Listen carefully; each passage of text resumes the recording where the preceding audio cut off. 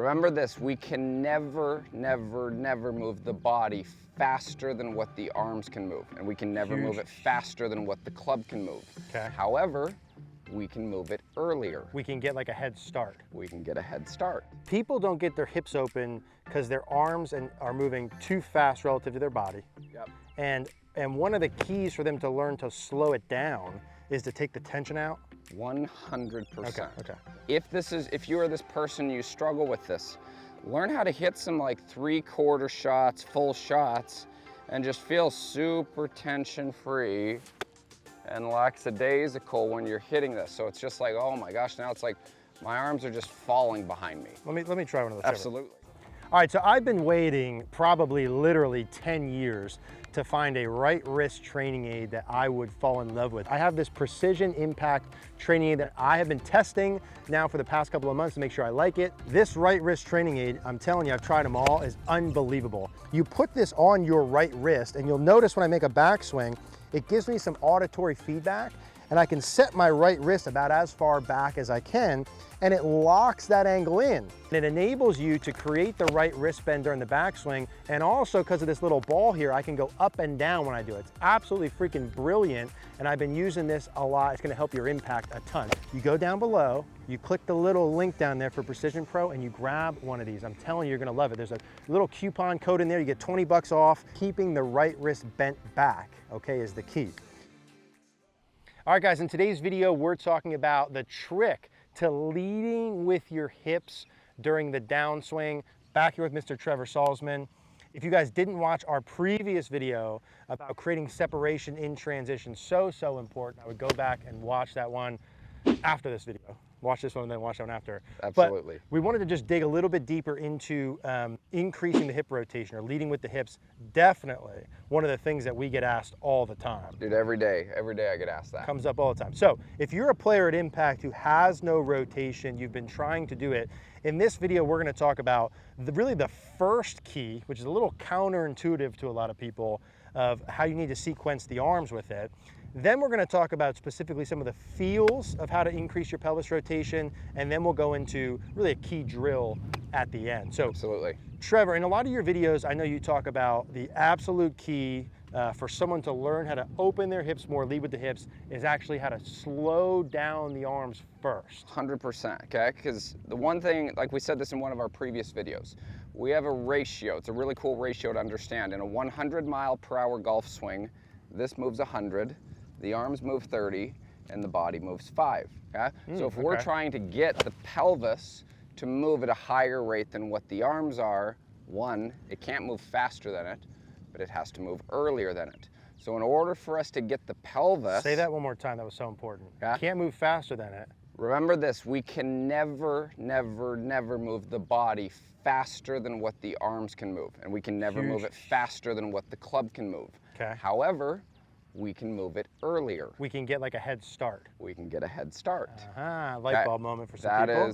I hope that's a light bulb moment for a lot of people. Yeah. So the number one reason why players' arms, hands, golf club move at a higher rate than what their body moves is due in part to tension.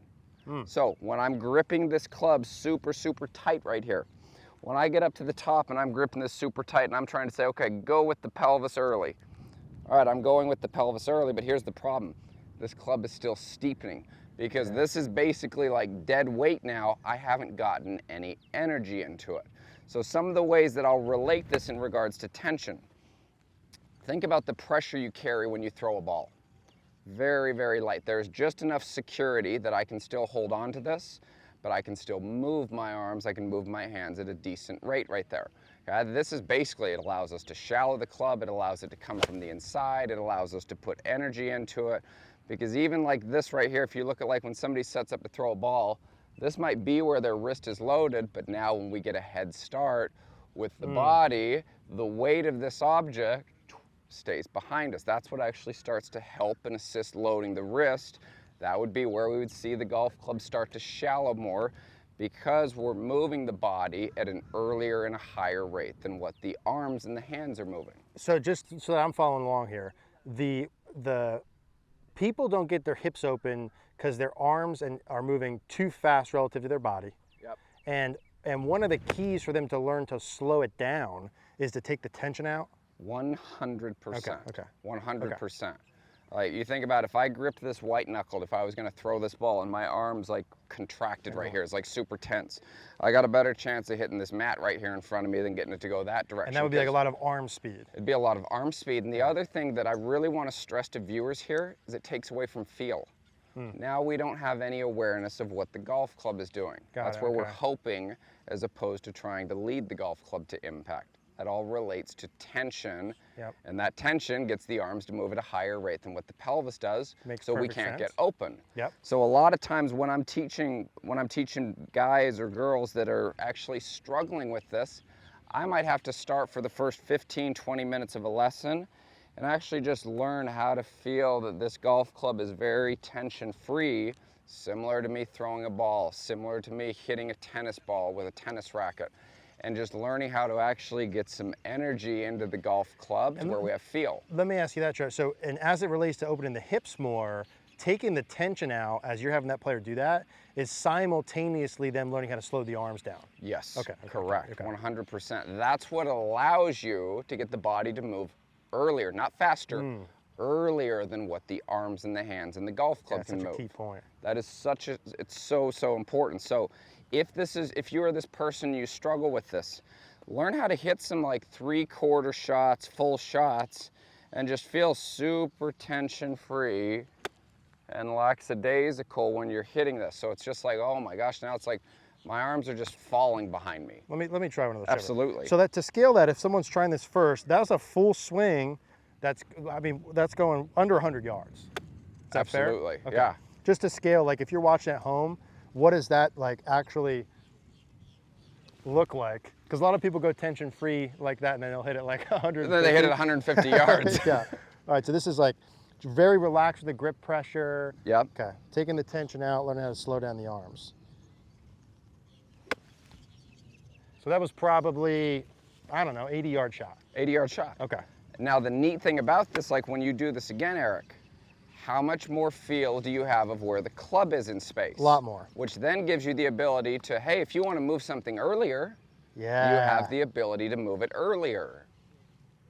So there, I see where you're going here. Now so you're able to get the pelvis working. If I'm have a lot of tension and my arms are working fast, I can't really feel anything in the first place. I don't have awareness to move my pelvis anyway. It's like a non-starter. Right. If you rotate, it might actually be worse for you. So once I feel, and again, like people live there until they get that, but let's assume someone's practicing that, they're hitting that, they're taking the tension out with the goal of the arms being slower to give the body time. Yeah. Right. Now, let's say they've gone kind of through that. We'll call that part one. Yep. Phase one.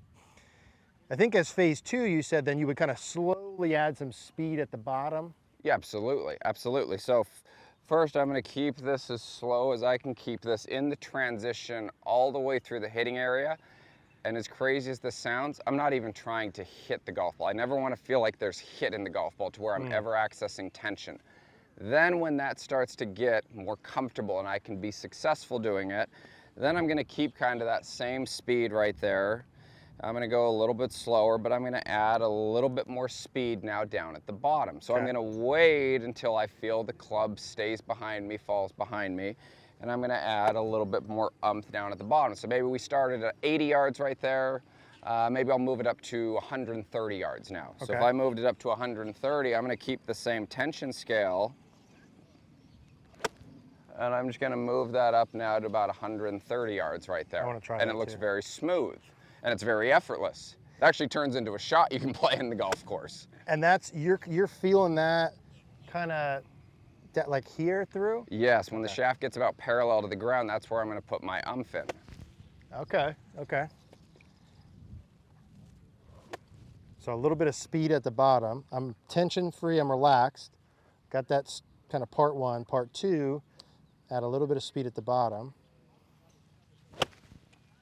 And that's sort of like now setting me up as I'm adding that speed, I'm assuming, to once I start to get a feel for that, start to get some specific feels for what my pelvis and the rotation piece are going to be? Correct. Because the one thing that I'll say, like, this is kind of a super important point right here. So when you're making change and you're doing stuff like that, everybody has an internal awareness speed.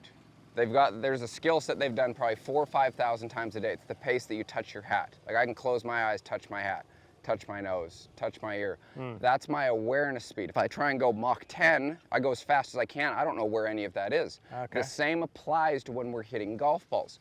So go at a speed that you are internally aware of where things are moving in space. That's why I always start off slow before I start to move it up to speed right there. Okay. Does that make sense? It makes perfect sense. So let's say we've gotten through phase 2. We started to add some speed at the bottom. Yep. And I think phase 3 is really the femur, maybe the femur and the leg piece first. Yeah, we can go into that. Yeah, and then we'll kind of do the drill. Let's go into that. Yeah. So some feels that you would have once you start feeling the pelvis rotation. So one of the things that prevents a lot of people from actually rotating is the position that they get their lead femur into. So we can make this great turn at the top, and if we keep this femur internal like this, okay, I'm basically closing off my hip socket. And right for there. those that don't know, what is internal? Internal would be my knee this direction, that would be external, that would be out. Okay, so I get the knee stuck on the inside part of my foot. So like if I had this, if this was a clock, right here would be 12 o'clock. I rotate this back in, let's call this 2 o'clock. If I keep this at 12, between 12 and 2 right here, I don't have the ability to keep rotating, so I'm just gonna stand up and push vertically now. Okay, internal rotation of that leg, bad, harder to rotate. Way harder. So the femur, one, it helps move the knee, it helps open up the hip socket, and so if we were up here doing this right there, if I turn to the top, my first move is I'm gonna try and get this to move from 2 o'clock, here's 12 o'clock, around to 10 o'clock, because now what that's starting to do is this is getting my pelvis a lot more open right here. Now that club's in a position like this to where I can start to explode the direction of the target right there. So if let me try. Let me see if I can do that. So as I'm coming down, let's say that I've got the tension out, I'm adding a little bit of speed in.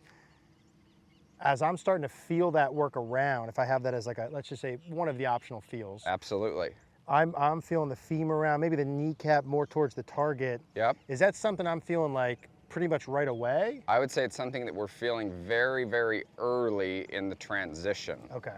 Very early in the transition. So the arms are soft, and that's kind of, yeah, almost right off the bat. So what you'll see, like if I come in here with you for 1 second, you'll feel a pretty good stretch right here. So as you turn this to the top, so if I put some pressure there and you start to turn the femur around, you feel how this is starting to stretch right here. Yeah, 100%. So the more that turns, the more this stretches, that's just gonna wanna now slingshot. Yeah, That creates a slingshot effect with the arms right there. A very natural way of creating speed. So I've slowed my arms down, taking the tension out. Now I'm getting my body working correctly with the femur and the knee more towards the target. Let's just add that. And I assume as I'm adding this in as like a step 3, hypothetically, I'm going a little bit farther, maybe more towards the 140, 150. Yeah, this is gonna start to add an element of speed for us. Kind of gradually getting closer to my full. Arms are soft. Feel that work around.